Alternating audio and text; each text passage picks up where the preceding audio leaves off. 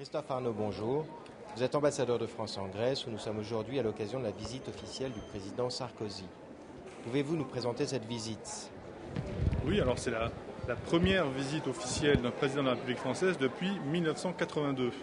Visite officielle, ça veut dire que protocolairement, c'est la visite d'un chef d'État du plus haut niveau possible et donc dans le domaine du geste politique, de la symbolique, ce qui est essentiel pour les relations entre deux peuples, c'est ce qui n'avait pas été fait depuis le président Mitterrand en 1982. Et les Grecs y sont d'ailleurs très très sensibles. Ça vient à un moment où on a une relation bilatérale, une relation franco-grecque qui est extrêmement forte dans tous les domaines, dans le domaine politique, dans le domaine économique, dans le domaine culturel. Alors politiquement, il y a une grande proximité franco-grecque sur tous les sujets.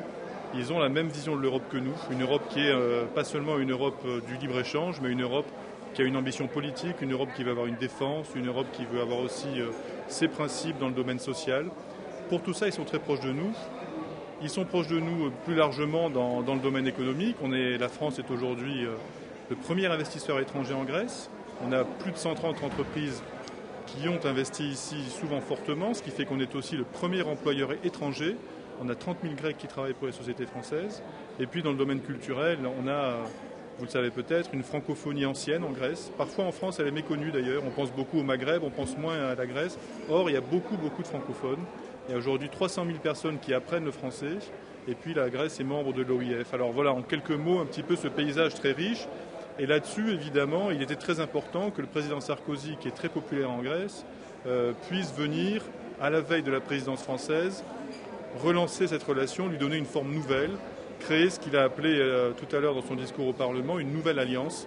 C'est en fait une allusion, une référence même à un slogan bien connu entre la France et la Grèce qui datait des années 1970. On disait Grèce-France Alliance, au moment où la Grèce était sortie de la période sombre des colonels et où la France avait été le grand pays qui l'avait aidé à retrouver la démocratie. Donc aujourd'hui, c'est une forme c'est un nouveau contrat franco-grec au sens le plus noble du terme qu'on conclut. C'est une nouvelle alliance pour justement mieux faire face ensemble à tous ces défis de l'Europe et du monde d'aujourd'hui.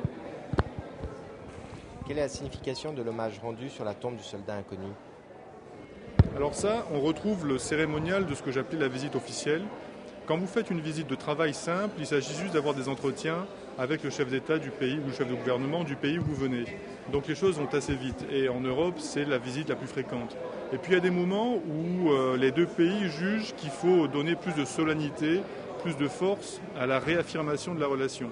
Parce que c'est comme ça, la politique, ça passe par des gestes très forts. Et donc, c'est dans ce cas le format de la visite officielle qui est choisi. Et il y a des points de passage, disons, de référence.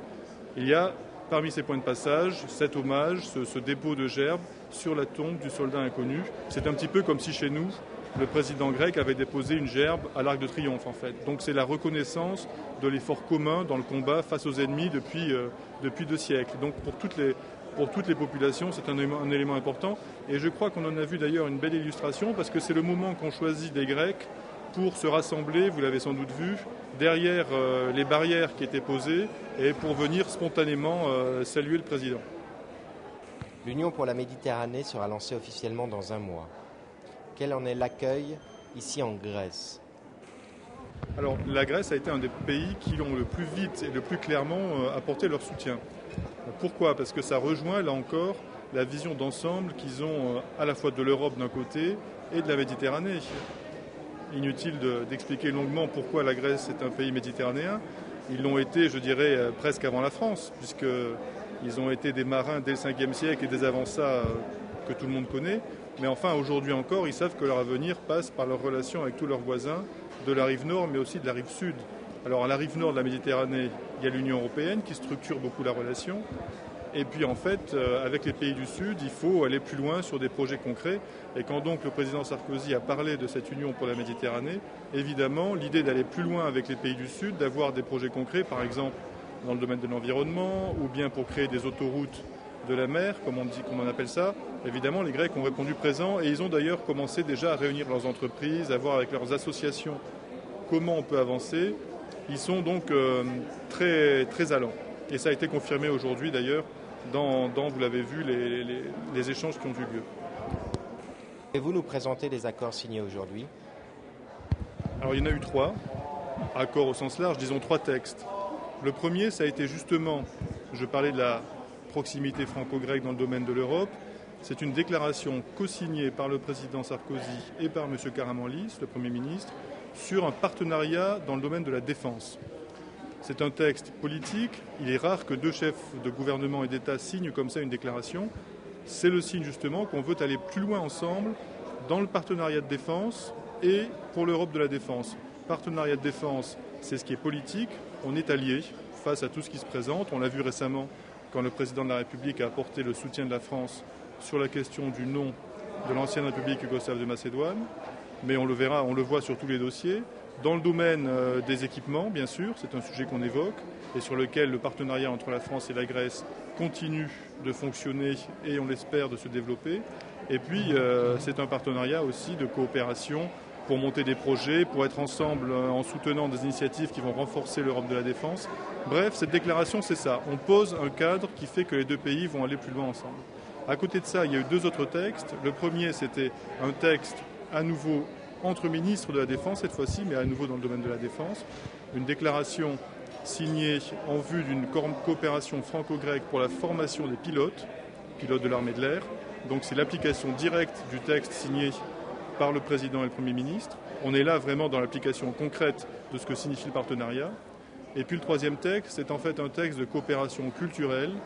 C'est en fait un court texte qui s'ajoute à un accord de coopération qui existait déjà, le grand accord de coopération franco-grecque, et qui permet à la fois de régler le statut de l'Institut français de Thessalonique, un institut culturel qui grandit et pour lequel on a adapté les conditions de son fonctionnement, et qui, à côté de ça, pose quelques jalons pour qu'on puisse à nouveau se concerter, voir comment l'enseignement du grec en France peut s'améliorer, voir quels domaines supplémentaires peuvent être développés. Donc vous voyez, il y a cette approche d'ensemble, toujours dans une logique partenariat, alliance, concret. Quelques mots pour présenter la Grèce d'aujourd'hui. Beau sujet. Pays moyen de l'Europe d'aujourd'hui, mais pays ancien par son histoire et ancien dans l'Europe. Ils y sont depuis 1981, largement aidés par nous. Pays de 11 millions d'habitants, mais très dynamique, très tourné vers le monde. Ils ont une vieille tradition d'émigration, de diaspora, et je crois que c'est un de leurs avantages. Ils étudient beaucoup à l'étranger, ils suivent beaucoup ce qui se passe à New York, à Tokyo ou à Paris. Et donc aujourd'hui, ils ont une économie qui va assez bien. Ils ont une croissance, grosso modo, de 4% par an depuis maintenant plusieurs années, donc plus que nous. Ils ont en fait une économie dont les grands points forts sont le transport maritime et le tourisme, mais qui à côté de ça donc, se diversifie. Et puis c'est un pays dont la population est très européenne, parce que justement ils ont bien vu qu'être dans le projet européen, c'est une source, bien sûr de paix, mais aussi de stabilité, de prospérité, de développement. Et donc avec tout ça, ils ont les yeux tournés vers l'Europe, et notamment la France est un pays qui compte beaucoup. Et puis c'est un pays que je trouve particulièrement attachant, parce que dans le domaine culturel, ils ont une très très grande richesse, depuis longtemps là aussi, d'écrivains, de cinéastes, d'hommes de spectacle, qui est d'ailleurs souvent lié à la France, quand on pense à Costa Gavras, quand on pense dans le domaine de la pensée à des philosophes comme Cornelius Castoriadis, quand on pense à des écrivains comme Vassilis Vassilikos, l'auteur de Z, quand on pense à Vassilis Alexakis, qui a eu récemment le Grand Prix du roman de l'Académie française. Vous voyez qu'il y a non seulement une respiration forte intellectuelle en Grèce, mais qu'elle est très souvent branchée sur la France. Et je crois que pour nous, c'est un énorme atout. Et puis je l'ai dit, c'est un pays francophone. Et ça, je crois que non seulement ils sont entrés dans l'Organisation internationale de la francophonie, mais ils ont une francophonie vécue qui, pour les Français qui vivent ici, est extrêmement appréciable. Et c'est un atout, je crois, pour nous, là encore, y compris dans l'Europe. Merci, monsieur l'ambassadeur. Merci à vous.